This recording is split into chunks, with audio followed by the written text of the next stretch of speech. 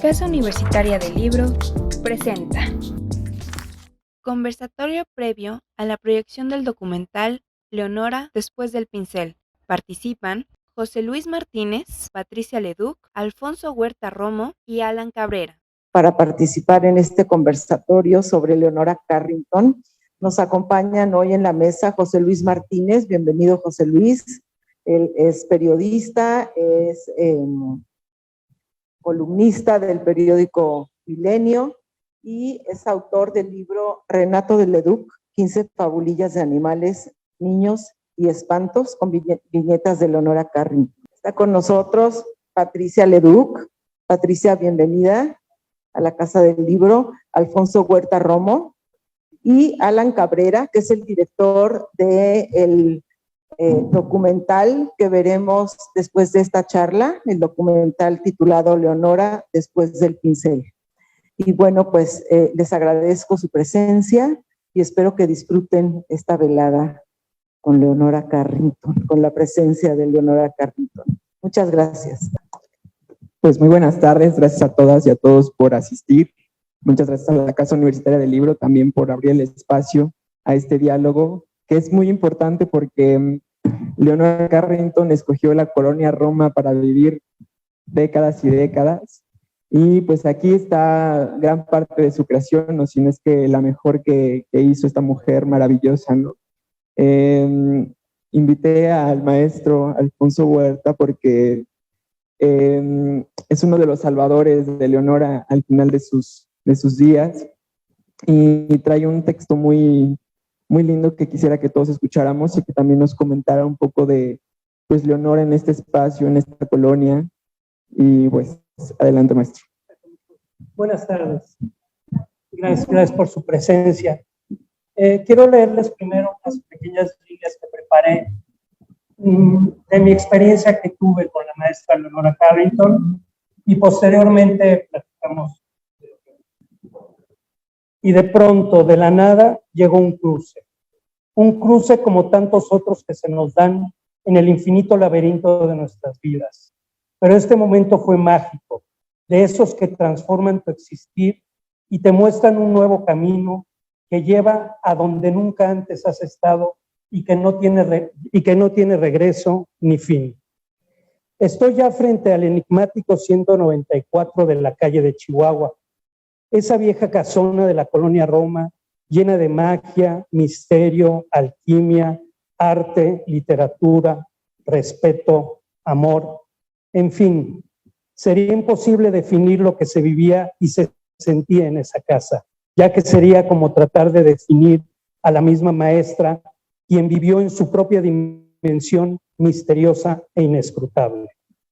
La oportunidad de visitar y conocer a la maestra Carrington fue gracias a mi profesión, en la cual tengo la fortuna de conocer a gente de muchos ámbitos, pero como ustedes comprenderán, el conocer y convivir con la maestra fue punto y aparte. Gracias a la gran calidad humana de la maestra y de su hijo Pablo, desde ese primer momento me abrieron las puertas a ese mágico universo de su arte y de su vida. Una arte y una vida que es un canto a la libertad del espíritu, al rechazo a los convencionalismos, a la oposición de etiquetas y encasillamientos. Su pintura, su escritura, sus bronces buscaron siempre nuevos derroteros, en donde ella se sumergía con gran pasión y seguramente con algo de temor en mundos desconocidos, en mundos que habitaban su propio interior y que solo ella logró escudriñar. La obra de la maestra Carrington es también, o quizá justamente por todo lo anterior, es una afrenta a la oscuridad que nos rodea en nuestros días. Por mucho racismo, violencia e intolerancia que se enseñoríen en nuestro mundo, su arte siempre será un refugio seguro, será algo así como nuestro hogar. Ahí habrá siempre una luz encendida esperando por nosotros. Habrá siempre abrazos y palabras que nos ayuden, no a encontrar las respuestas, sino a continuar haciéndonos preguntas para seguir creciendo, para seguir encontrando nuestro propio rostro. Ahí donde está la experimentación, la crítica, la pasión, que descubre otros mundos, que nos transporta a otros universos, estará la cultura y el arte.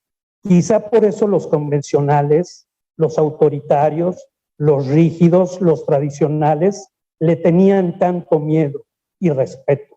Y Carrington lo sabía. Sabía como nadie, y como dice un autor de Tierras del Sur, un pequeño papel escrito puede malograr el sueño del verdugo. Por estas razones, por el artista inigualable que fue, por su extraordinaria vida, por esa amistad que nació hace muchos años y hoy nos brinda frutos, es por eso que abracé este nuevo proyecto de Alan. Es un gran proyecto y quiero darle una felicitación en público. Gracias.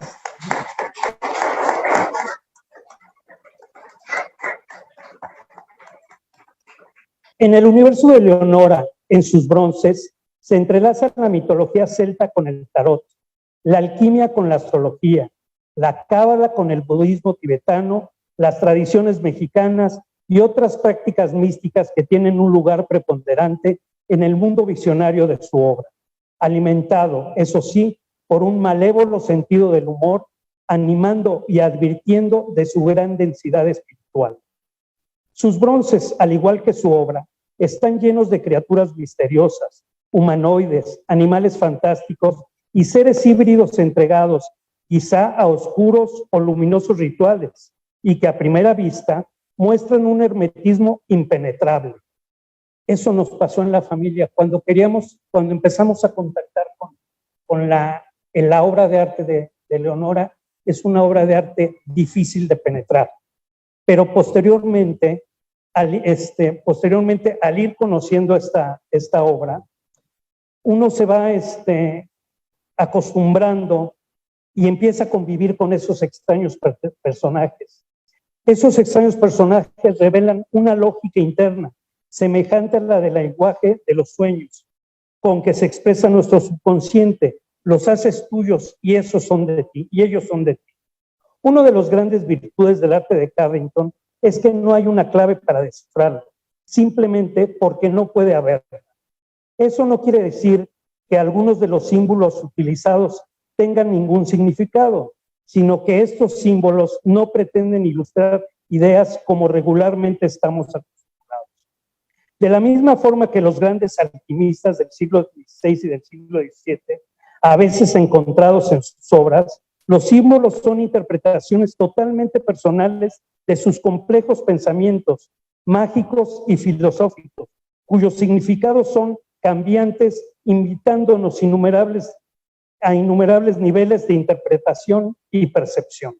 La vida de Leonora fue una infinita resistencia a la conformidad, resistencia a las expectativas de su padre, basadas en las tradiciones de clase y de género, a las instituciones de enseñanza, a ser una musa para Max Ernst o del grupo surrealista, al sexismo, pues como feminista en México cuestionó también los roles de madre y esposa,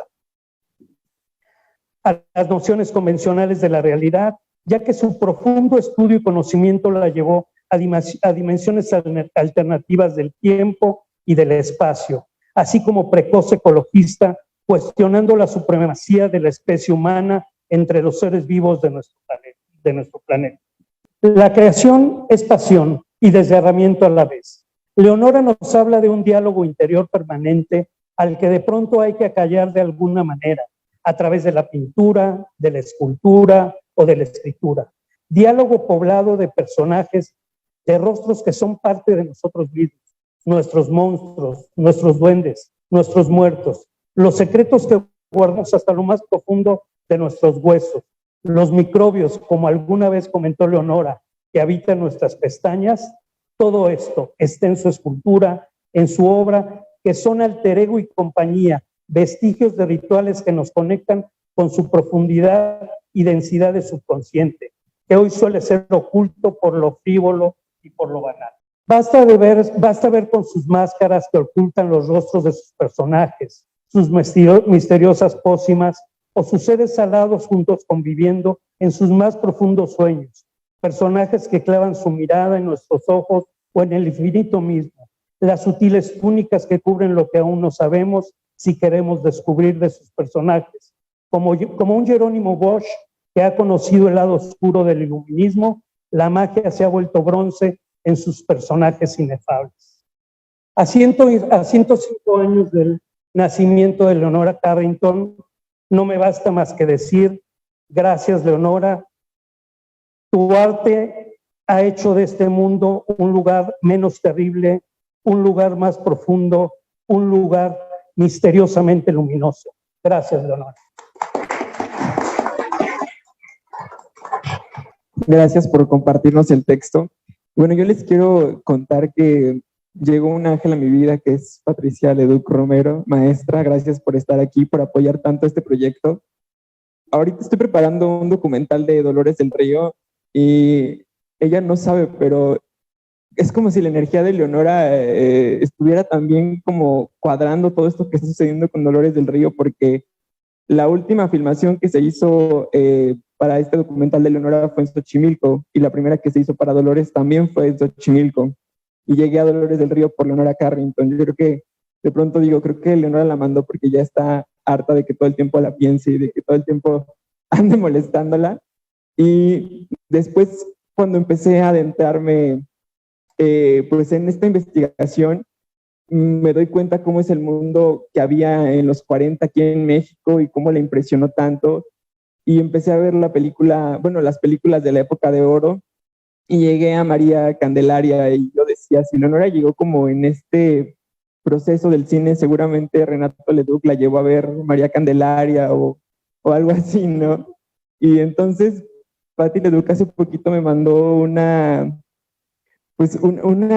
primera nota que Renato hizo para el periódico Excelsior de la película Las Abandonadas, una película después de María Candelaria. Entonces, para mí fue como una comprobación de, claro, Leonora sí conoció este cine y sí conoció este México. Y luego se abre el hacer este conversatorio y bueno, llega el maestro que escribió un libro donde platica mucho de este México nostálgico antes del sismo. Y digo, todo está conectado. Entonces, muchas gracias, maestra. Los realistas hablaban del azar objetivo, que era como el azar se iba juntando y ellos iban teniendo grandes proyectos por un azar como este, por el que estamos viendo. Y así ha sido de maravilloso. Entonces, maestra, me gustaría que nos compartiera sus impresiones de Leonora, bueno, lo que pasó con su papá. Bueno, la cuestión es que yo no conocía a Leonora Carrington, pero la vi 2 veces en mi vida. Una vez cuando fue a visitar a mi papá a la casa, porque mi papá se había fracturado, estaba convaleciente. Entonces vino a visitarlo con Reina Félix, la cuñada de María Félix, que era muy amiga y muy amiga de mi papá. Entonces platicamos y me acuerdo que dijo que ella había ido a ver a una bruja que se llamaba Pachita y que Pachita le había dicho que tenía que robarse un cerdo para que le surtiera efecto la magia de Pachita. Y Leonora le dijo, ¿y si lo compro? No, tiene que ser robado. Bueno, esa fue, pero la vi un segundo y ya me tenía que ir y ya no hablé con ella más. Y la siguiente vez la vi en la embajada cubana en una recepción donde había mucha gente y ella estaba un poco aterrada, creo que le daba claustrofobia y estaba así como en una esquina. Fueron mis 2 únicas contactos con ella, pero resulta que desde que yo nací oí hablar de Leonora Carrington en mi casa, por supuesto, además de que había toda mi vida, desde que abrí los ojos, había un retrato de mi papá, un dibujo pintado, hecho por ella. Entonces, bueno, todo lo que sé de Leonora Carrington lo sé por otras gentes, no por mi papá. Mi papá no hablaba nunca de Leonora Carrington más que para cuando alguien pretendía hablar de ella, él decía, es una mujer muy sensible, no hay que hablar nada de ella. Incluso hubo algún momento en que propusieron hacer una película con Lucha Villa como Leonora Carrington y Marco Antonio Muñiz como mi papá. ¿Sí sabes eso, José? Mi papá montó en cólera y entonces dijo que de ninguna manera, que no podía permitir eso y que mejor, si querían datos sobre una pintora con la cual él habían dado, dio el nombre de una que dijo que de esa podían decir lo que quisiera porque ya estaba muerta. Bueno, entonces, esos son mis contactos directos con Leonora, directos entre comillas. La cuestión es que hace algunos años, algún amigo mío me pidió un artículo que mi papá había escrito sobre él y que supuestamente yo tendría en los en todos los archivos de mi papá, en todas las colaboraciones que tengo copias, y entonces me puse a hurgar papeles que nunca había ni siquiera abierto, y me encontré muchas cosas interesantes, entre esas las cartas que Leonora Carrington le escribió a mi papá, de un amor muy apasionado, cuando toda la historia fue que se casó con ella para que saliera de Europa. Evidentemente ese fue el principio de esta historia, y bueno, mi papá, yo pienso ahora que lo analizo, que fue un tipo muy generoso con ella, porque no la conocía prácticamente, o sea, la había visto creo que una o dos veces en París, en la casa de ella, donde mi papá fue invitado a una reunión, porque iba a estar Picasso, y había otra pintora que entonces no eran tan famosos todos ellos, ¿no? Estamos hablando de los 30. No, era Leonor Fini.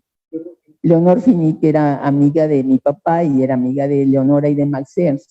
Entonces le dijo a mi papá, oye, fíjate que me invitan a una cena en la casa de tal, y va a estar Picasso. ¿Quieres ir? Dijo mi papá, claro que quiero ir. Entonces fueron a la cena. Mi papá platicó todo el tiempo con Picasso, obviamente porque hablaba español Picasso y porque Picasso era taurino y mi papá era taurino. Entonces hablaron toda la noche pues no sé, de Picasso, de toros, de cuestiones que ellos tenían ahí en común, me imagino.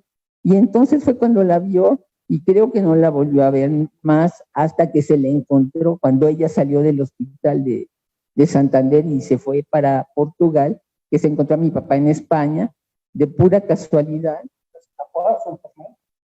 Sí, pero antes de que se le escapara, mi papá le encontró en Madrid en un restaurante, y entonces Leonora lo miraba y lo miraba, entonces dijo, bueno, estaba mi papá con un compañero de trabajo, pues no sé si me ve a ti o a quién, ¿no? Finalmente Leonora se levantó, mi papá se levantó, ya se reconocieron, y Leonora le contó la historia que había estado en el hospital, no sé qué, y que iba a Portugal, y fue en Portugal donde se le escapó a la cuidadora, y fue a la legación donde estaba mi papá, y lo buscó, y yo pienso, fue muy generoso, porque ¿quién es Leonora? Pues la vio una vez, 2 veces, no lo sé, y sin embargo hizo todo lo posible para que ella pudiera salir de Europa, y al no lograrlo por las vías, me imagino que oficiales, pues entonces se casó con ella, aunque él no tenía pensado casarse. Bueno, se casó con ella en el consulado británico, y Leonora, bueno, se vino con él a Nueva York, y cuando mi papá dijo que ya no aguantaba Nueva York, porque en una carta que le escribí a mi abuela le dice, me tengo que ir de aquí, ya no aguanto, el confort americano es solamente para los ricos, porque Nueva York es ruidosísimo y más mugroso que la colonia de la Bolsa. No sé cuál era la colonia de la Bolsa. Bueno, entonces ya estaba desesperado por regresarse, no lograba, no encontraba trabajo. Afortunadamente apareció por allá Eduardo Villaseñor, que era el director del Banco de México, que mi papá conoció en la Escuela Nacional Preparatoria, que se tenían afecto, y que además la esposa de Eduardo Villaseñor era hermano de Cordelia Urueta, y eran hijas ambas de Jesús Urueta, que había sido un contemporáneo de mi abuelo en la revista Moderna, y entonces pues Villaseñor le dijo, pues regrésese a México, y le dio $800, y mi papá se regresó a México, y obviamente Leonora ya se había encontrado con Max Ernst en Portugal, y se había encontrado con él en Nueva York también, porque él había venido con Peggy Guggenheim y todo el grupo surrealista, y salía con él.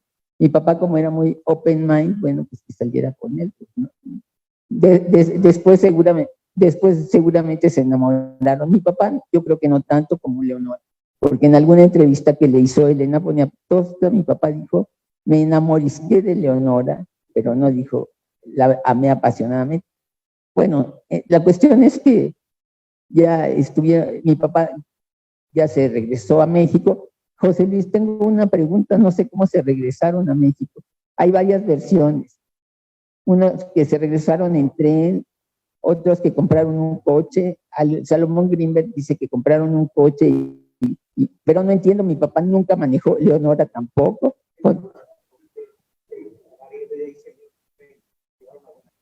¿Sí está seguro? ¿Cómo sabe? No, porque luego estuve indagando y uno que se llama León M. Marx, que dijo que era hijo de un primo del esposo de Cordelia Urueta, no, del esposo de Cordelia Urueta, uno que estaba en Nueva York también, eran parientes y que habían ido y que Leonora se había regresado en el coche con ellos, yo no sé, como que no hay no hay una certeza. La cuestión es que ellos no manejaban, nadie. Entonces, bueno, pues no, seguimos en el misterio.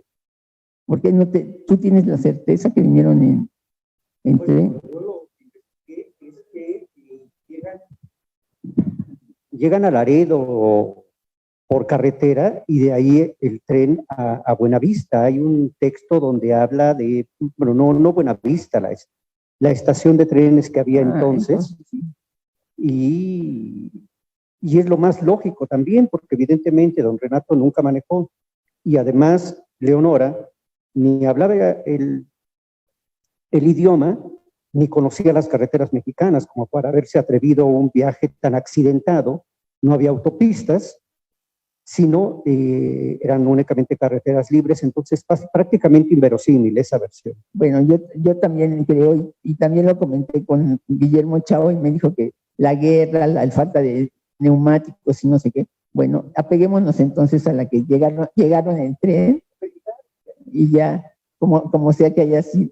La cuestión es que ya cuando llegaron a México, obviamente mi papá pues había estado mucho tiempo fuera, quería ver a sus amigos, quería conseguir trabajo porque no tenía trabajo. Él no era periodista, él se fue trabajando en la Delegación Fiscal de México en París, porque había estado trabajando en la Secretaría de Hacienda, y un amigo suyo lo recomendó para que se fuera, como había tenido una decepción amorosa tremenda, entonces le cayó de perlas ese viaje a Francia, y bueno, ya fue, además su abuelo era francés, y siempre, su papá era un afrancesado tremendo, mi abuelo era escritor, era dentista, trabajó en la revista Moderna, y decían sus contemporáneos que había leído el Quijote, pero en francés, porque era profundamente afrancesado. Mi papá no lo era tanto, pero siempre tenía el gusanito de conocer Francia, y mi pobre abuelo, que era la edición de su vida, se embarcó cuando era como grumete en un barco de la Armada, se descompuso el barco y se quedó un año en Nueva Orleans. Fue lo más francés que pudo conocer el pobre, ¿no? Mi papá tuvo más suerte. Entonces ya venía ávido de restablecer las relaciones con sus amistades y de buscar, de conseguir trabajo, porque además muchos que habían sido sus compañeros y amigos en la escuela preparatoria y en la de leyes, ya eran muy importantes. Claro, le invitaban a comer, que platicara sus aventuras parisinas, pero no le ofrecían trabajo. Entonces, me adentré después al estar buscando este documento para mi amigo que nunca encontré, y descubrí las cartas, me causaron una tremenda sorpresa, porque están como en las películas de la maleta mexicana, los negativos 70 años ahí guardados, y bueno, si no sé qué hubiera sido de esas cartas, o si se quedan ahí hasta que yo me muera, o quién sabe. Afortunadamente hubo esa suerte de que estuve hurgando, y entonces me di a la tarea de investigar muchas cosas. Hasta ahora sé exactamente qué pasó con mi papá, con Leonora, pero ahora mi papá jamás, era un tema que no tocaba, y la visitaba, claro, porque luego de repente llegaba y decía, había Leonora, y me dijo que no, cualquier comentario, incluso mi mamá fue con él una vez a comer a la casa de Leonora, pero no había más. El conocimiento que hoy tengo de ella, lo tengo en estos últimos años, y bueno, me parece una mujer muy interesante. Creo que la vida la enseñó a que tenía que ser independiente, y tomó la decisión de cambiarla, de darle un giro tremendo al venirse a México, porque me la puedo imaginar. Mi papá cuenta en un texto que escribió para un libro de Agustín Lara, que vivían en Miscuac cuando llegaron, que alquilaron una casita que estaba simpática, pero que el barrio estaba medio feo y que pasaban gentes medio feas, que eran buenas personas, pero que Leonora no estaba acostumbrada a ese tipo de gente. y que le dijo a mi papá, cómprame un perro, porque me van a matar un día y tú llegas muy tarde. Cómprame un perro siquiera para que ladre a alguien cuando me estén matando. Y le compró el perro que se llamó un Chau Chau, y luego se cambiaron a Antonio Caso, se llevaron al perro, pero luego Leonora ya se fue y le dijo a mi papá, quédate con el perro porque Remedios Varo tiene unos gatos de Angora y no vaya a matarlos. Luego vengo por él. Nunca volvió por el perro se encariñó mucho con mi papá, tanto que cuando se murió un domingo no fue a los toros por ir a enterrar al perro. Y además, otra cosa, una cuestión divergente entre Leonora y mi papá fue los toros, ¿no? Ella era defensora de los animales. Mi papá no es que odia a los animales, pero era muy taurino, fue toda su vida taurino. Pero Leonora sí iba a montar en los caballos de Rodolfo Gaona por Reforma. Sí, entonces, bueno, creo que eso terminó el matrimonio. Leonora se apasionó por mi papá. La verdad, mi papá estaba muy guapo, perdón, pero tenía un tipo muy interesante y en algunas cosas que leí, como en el libro de esta Joana Murger y la sobrina, y también en otro libro leí que Leonora se impresionó. Cuando conocí a mi papá, la vez que lo vio, le pareció muy guapo y muy amable. Bueno, entonces esa es mi contacto con Leonora. Esta edición que hizo José Luis de los poemas de mi papá es una edición de 1957, fue lo único que hicieron juntos. Mi papá le llevó sus poemas y ella hizo los dibujos, y mi papá hizo una edición de autor de 300 ejemplares. Y bueno, ahí estaba José Luis, un día que fue a mi casa se la enseñé y no la conocía, y hizo esta que es muy bonita también. Gracias, José Luis. Y bueno, así ha sido esta historia, y es increíble porque todo el tiempo estoy en contacto parece que ya no, y entonces me habla Alan que no sé qué, o Salomón Greenberg, o no sé quién, ahora mismo uno que está haciendo un libro de esta mujer sobre el surrealismo, me pidió unas fotos. Va a haber la exposición que hubo aquí en el MAM, va a estar en Madrid y en Dinamarca a fines de este año y el año próximo. Entonces, esa es la historia mía con Leonora Carrington, a la que le tengo gran estimación, y ahora ya hasta me siento casi su hija de tanto que me he podido poner a investigar. Gracias por invitarme. Gracias. Y sobre todo gracias porque qué generosa en compartir el archivo, porque no siempre sucede eso. Y bueno, con usted ha sido muy, muy grato dar como cosas inéditas en el documental, y para todos los investigadores también. Y bueno, pues parece que casi estaba todo conectado al mismo tiempo. No han pasado muchos años de que todo eso sucedió, y usted hace este libro que, pues bueno, une a Renato y a Leonora para, digamos, como las nuevas generaciones que a lo mejor en el 57 no pudieron leer el libro. ¿Nos puede contar de este proyecto, por favor? Bueno, pues muchas gracias a Guadalupe Alonso por la invitación. Es un placer estar aquí en esta mesa hablando de Renato Leduc y de Leonora Carrington. Yo tuve el privilegio de conocer durante varios años, de convivir con Renato Leduc. Me acuerdo que a veces llegaba a la oficina, trabajábamos en Bucareli 18, y decía, voy a ver a Leonora. A mí nunca se me ocurrió decirle, me llevaba bien con él, lo acompaño o vamos. No la conocí. Conocí después a sus hijos, conocí su casa, una casa modesta, con un estudio en la azotea, un estudio pequeñito, muy bien iluminado, eso sí, pero un estudio, no sé, de 3x3, donde estaban esos cuadros gigantescos, y me decía Elena Poniatowska, que la conocí mucho tiempo y para mí ha hecho el mejor libro sobre Leonora, que es la novela Leonora, me decía, hay muchos pintores que no son nada y tienen unos estudios majestuosos, y Leonora, siendo quien es, tiene ese estudio pequeñísimo, donde lo importante es lo que crea, no lo que hay alrededor. Y sí es cierto, Pablo me decía algo en alguna visita que hicimos a su casa cuando recién había fallecido Leonora. Una casa sencilla, con una estufa de gas vieja, una mesa de madera muy grande, y me decía precisamente algo que se comentaba aquí, me decía, mira, en esa mesa han estado los principales personajes de la cultura de México y el extranjero, ahí están sentados, en mesas, en sillas de madera desnuda, en una mesa larga, sin ningún adorno.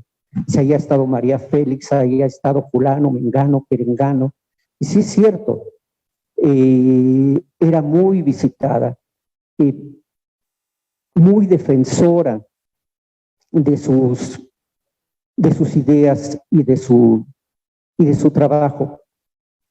Yo conocía el libro, el contenido del libro de 15 fabulillas de animales, niños y espantos, porque está en varias antologías, entre ellas en la de Edith Negrín, que no es una antología, sino que es la obra literaria completa de Renato Leduc, pero nunca había visto la edición, que es una edición prácticamente inconseguible, una edición de autor de 300 ejemplares numerados, de los cuales una vez encontramos uno, ¿no, Patricia? En Donceles, que querían como 12,000 pesos por el ejemplar o algo así, no recuerdo, pero fuera de eso no hay ejemplares. Entonces, yo le propuse a Patricia que hiciéramos una elección de ese libro donde coinciden dos grandes personalidades. Y aquí voy a hacer una digresión. En todas las biografías de Leonora, en todas, incluida la de Elena, Renato tiene un papel muy marginal cuando es esencial en muchos sentidos. Y por otro lado, eran dos grandes, verdaderamente grandes personajes. Cuando Renato se va a Europa, donde, como ya nos contó Patricia en una reunión en su casa, en la casa que tenía con Max Ernst, va a conocer a Picasso, del que se hace gran amigo. Cuando Renato se va a Europa, Renato ya era una leyenda. En un texto maravilloso escribe Pepe Alvarado, cada día Renato Leduc inaugura una leyenda, cada noche la deja morir. Renato Leduc ya era ese muchacho inquieto que se había ido a la revolución y había sido telegrafista de Pancho Villa, que había conocido a John Reed, que había conocido a los generales terribles del villismo, entre ellos Pablito Ciáñez, que era terrible, era verdaderamente un asesino, pero Renato siempre tuvo un humor muy especial.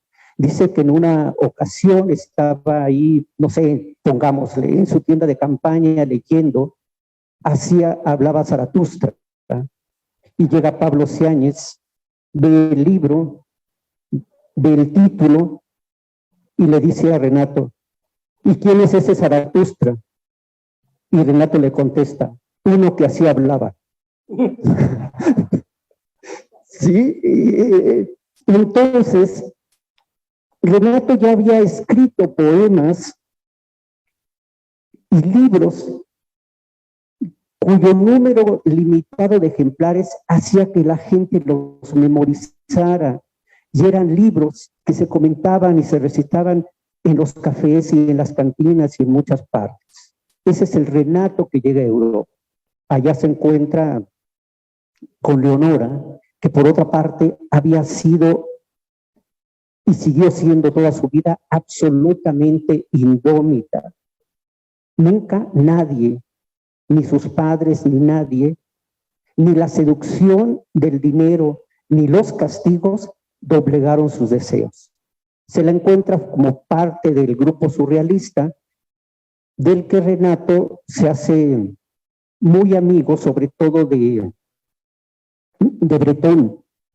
Se hace muy amigo de Breton, porque curiosamente Breton vivía en un edificio hasta arriba, que era como un santuario, decía Renato, de silencio, y también, y abajo era un cabaret cubano, la cabaña cubana, imagínense, ¿no?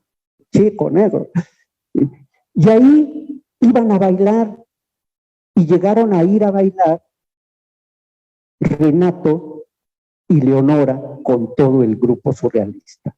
Renato era un extraordinario bailarín de danzón, pero era un hombre libre y Leonora era una mujer libérrima también.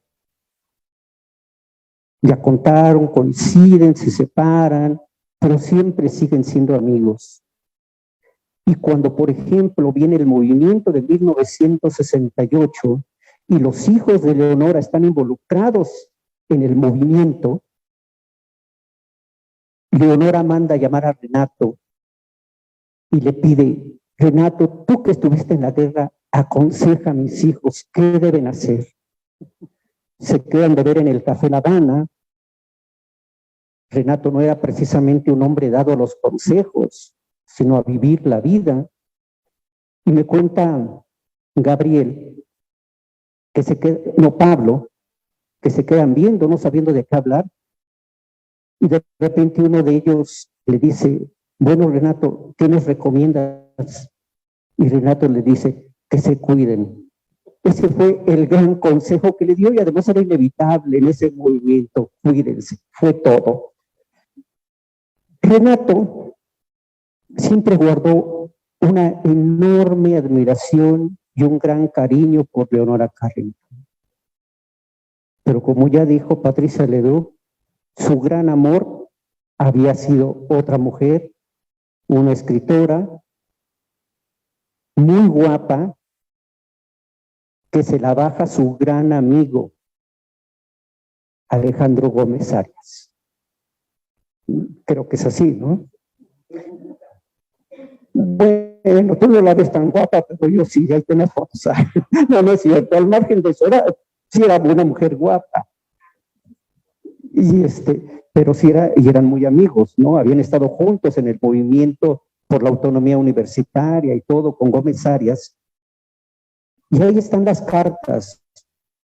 Lamentablemente no las pudimos conseguir, las cartas y algunos poemas que le envía Renato a esta mujer.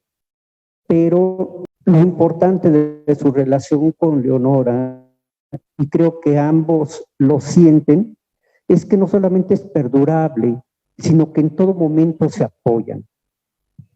El matrimonio con el Chiquibáis de Leonora no ha de haber sido un matrimonio feliz, porque él, al contrario de Renato, al contrario de Max Ernst, era un hombre profundamente apocado, un hombre herido por la guerra que jamás quiso desplazarse a ningún otro lado que no fuera la ciudad. Estaba tan atormentado por la guerra que era de una timidez extraordinaria.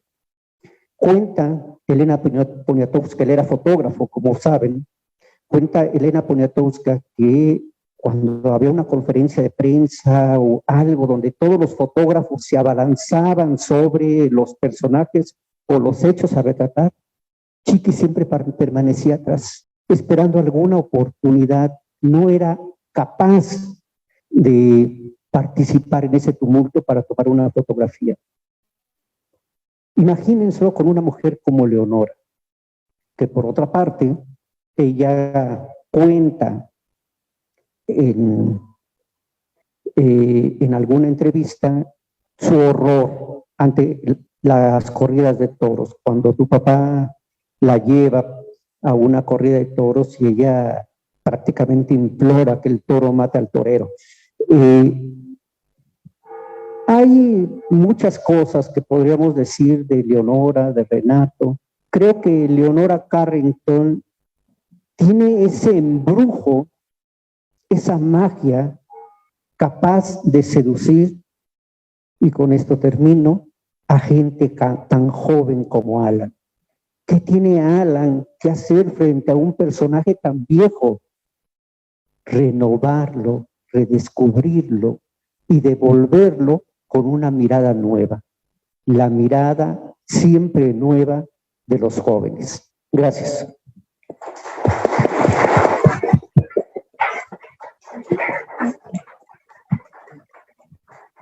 Gracias. Pues justo esta Leonora que yo propongo es mi Leonora, digo yo que es una Leonora rockera alternativa, como yo la vi.